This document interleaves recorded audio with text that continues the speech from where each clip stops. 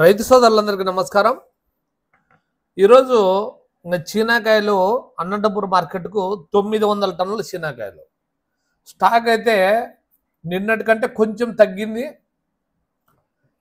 ఈరోజు 18,000 రూపాయలు అంటాం. టాప్ నాటికి ఫుల్ టాప్ అంటే 18,000 రూపాయలు, 17, 18 అనుకోండి. ఎక్కువ 14, 15 రూపాయలు మాత్రమే. పులివిందలకు కూడా 208 టన్నులు, నిన్న 280, ఈరోజు 208 టన్నులు, 17,000 రూపాయలు టాప్ వేసినారు. ఇక్కడ కూడా అంతే 13, 14 రూపాయలు ఎక్కువ పోయినాయి. అంటే ఇప్పుడు దగ్గర దగ్గర 50-60 కుప్పలు వచ్చినాయి. దానిలలో 30-40 కుప్పలు 13, 14 అట్లా. ఇంకా టాప్ కుప్పలు 2, 3 మాత్రమే పోతాయన్నమాట. 1, 2 అట్లా.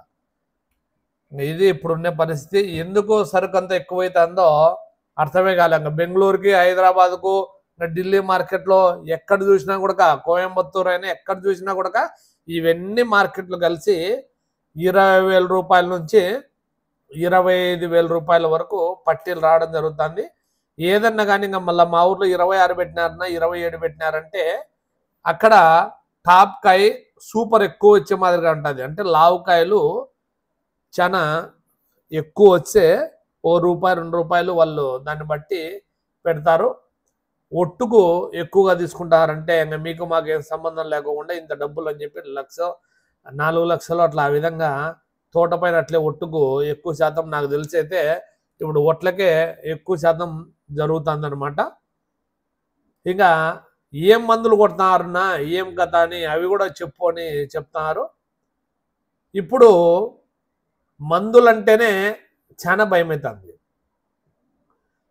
అస్సలు అవి పని చేస్తాయా లేదన్నా కూడా కొంచెం డౌట్ కానీ ఏది ఎత్తుకున్నా కూడా నెలకు 50 రూపాయలు పెరుగుతున్నాయి. ప్రతి నెల పెరుగుతానే పోతున్నాయి. సీనాకాయల రేటు మటుకు ఎట్టుండేటి అట్లే ఉన్నాయి. సీనాకాయల రేటు ఎప్పటికీ 2022 నుంచి తీసుకోండి. ఇప్పుడు 2025 వచ్చింది.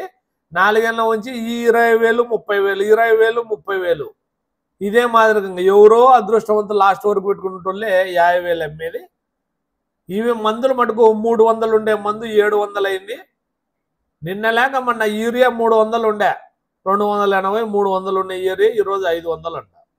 ఏం మనమే కొనాలనా, దీనికి ఏమన్నా వేయాలనా లేదా అనేది కూడా అర్థం కాలే. అందుకనే నేనైతే మటుకు నా పద్ధతి ప్రకారము పశువుల ఎరువే ఎక్కువ వేస్తాము.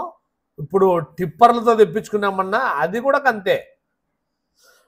రేటు పెరుగుతా ఫస్ట్ 6,000కి ఇడుస్తాండ్రి ట్రాక్టరు. ఇప్పుడు 8,000 రూపాయలు ఒక ట్రాక్టరు. టిప్పర్ అయితే మటుకు 35, 36,000 రూపాయలు ఒక టిప్పర్ అంటే 6 ట్రాక్టర్లు వస్తుంది. ఇది ఇప్పుడు కొనుగోలు చేసే పద్ధతి. మనం ఎంత ఒక ఎకరాకు ఒక టిప్పర్ తోలితే సరిపోతుందా? అవి తగ్గించేస్తే మన కాయలు కాయవు. ఏ విధంగా ఇది వ్యవసాయం చేయాలో మన రైతులందరూ ఆలోచన చేసుకొని వ్యవసాయం చేయండి. ఎందుకంటే ఇప్పుడు తక్కువ మందులతో ఎక్కువ పంట తీసే మాదిరి చూసుకోవాలా.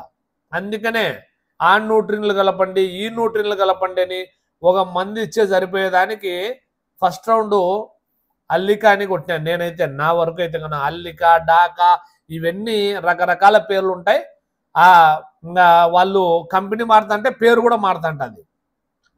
ఆ అల్లిక, ఆ డాకా, గీకా అనేటివి అవి ఫస్ట్ రౌండ్ కొట్టినాము. దాంట్లోకి అయితే నేను ఏం కలపలే. రెండో రౌండ్కు మాత్రము ఒకటి ఏదన్నా కానీ ఆ పూతో గీతో అది ఏదన్నా వస్తుంది కాబట్టి టాటా వాళ్ళది సర్ప్లస్ అని అది కలపడం జరిగింది. అదైతే కొంచెం రేటు తక్కువ. దాంతోపాటు నగాట కొట్టడం జరిగింది. 2 టాటా వాళ్ళయే, టాటా నగాట, టాటా సర్ప్లస్. ఇంకా ఇది 2వ రౌండ్ కట్టింది. ఇప్పటికైతే కన్నా 2 రౌండ్లు.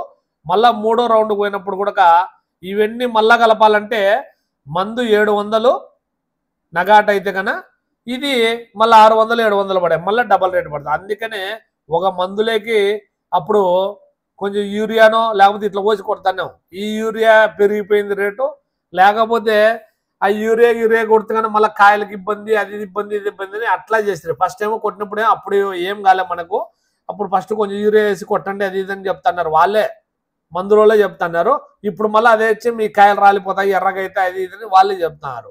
అందుకనే దాని బదులే ఒక రౌండ్కు మెగ్నీషియమో ఏదో ఒకటి వేసుకొని యూరియా వేసుకొని అట్లా తక్కువ మోతాదులో ఎక్కువ పైరు పండించుకునే మార్గం చూడండి. ఎక్కువ మందులకి మీరు డబ్బులు పెట్టినంటే మందులంగళ్ళల్లో అప్పు ఎక్కువ అవుతుంది, మన ఆదాయం తక్కువ అవుతుంది. అప్పుడు చాలా ఇబ్బంది పడతాం. వాళ్ళకే అప్పులేమో లక్షలు లక్షలు ఇచ్చారు, వడ్డీతో సహా రాబడతారు. మళ్ళీ రాకపోతే ఇళ్ళ కాడికి పోతే మనకే మానమ్మతా, లేకపోతే నలుగురు మనుషులతో చెప్తాంటారు వాళ్ళు. అందుకనే చూసుకొని మితంగా కాకోకుండా కొంచెం తగ్గించి ఏడుకంటే ఆడికి మా కాయలు బాగుండాలని మీరు కొడతా పోతుంటే మందులు లచ్చలు అవుతుంటాయి. మందులు సాపడం మటుకు ఎవరు ఇచ్చిపెట్టే ప్రసక్తి ఉండదు. దాన్ని బట్టి మాత్రమే చూసుకొని తగినంత మాత్రమే స్ప్రేయింగ్లు కూడా ఒక రౌండ్ తగ్గినా పర్వాలే. ఎందుకంటే మనము స్ప్రే ఎక్కువ చేసే కొద్ది కూడా కాయలు సింక్ అవుతాయి. మీరు బాగా గమనించండి. ఒకసారి నేను కూడా ఆ తెగులు వచ్చింది, ఈ తెగులు వచ్చింది అని చెప్పి 10 సార్లు స్ప్రేయింగ్ చేసాం ఒక సంవత్సరంలోనే. అప్పుడు ఖచ్చితంగా అంటే కాయ సింక్ అవుతుంది అనమాట.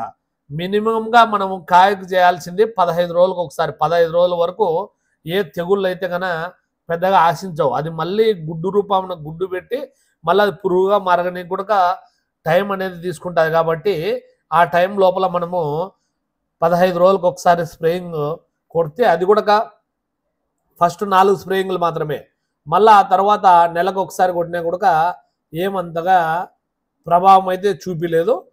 దాన్ని బట్టే చూసుకొని, అది కాక చీని చెట్లకు కొంచెం అన్ని దానిలతో పోల్చుకుంటే కొంచెం అయితే మటుకు చాలా బెటరే.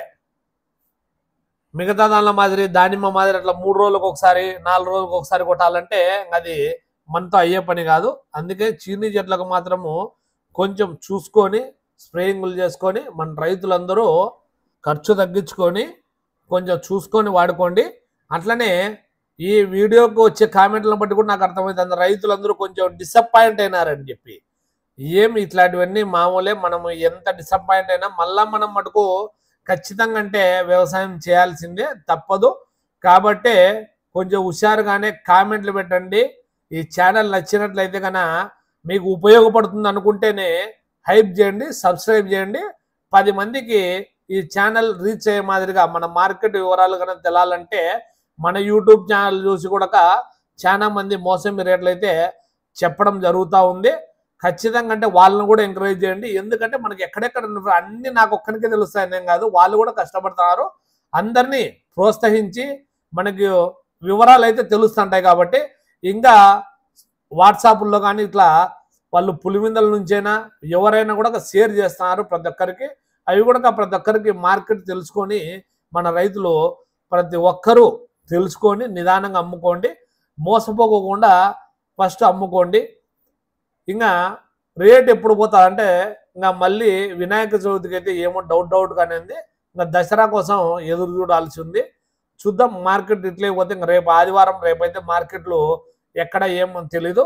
ఇంకా సోమవారం ఎన్ని బండ్లు పోతాయి, ఇంకా బండ్లు విపరీతంగా పెరుగుతాయా లేదు, కాయలు ఇక్కడ అనంతపురం మార్కెట్ కింద ఎక్కువ వస్తాయనేది సోమవారం పొద్దున్నే అప్డేట్ చేయడం జరుగుతుంది. Bye friends.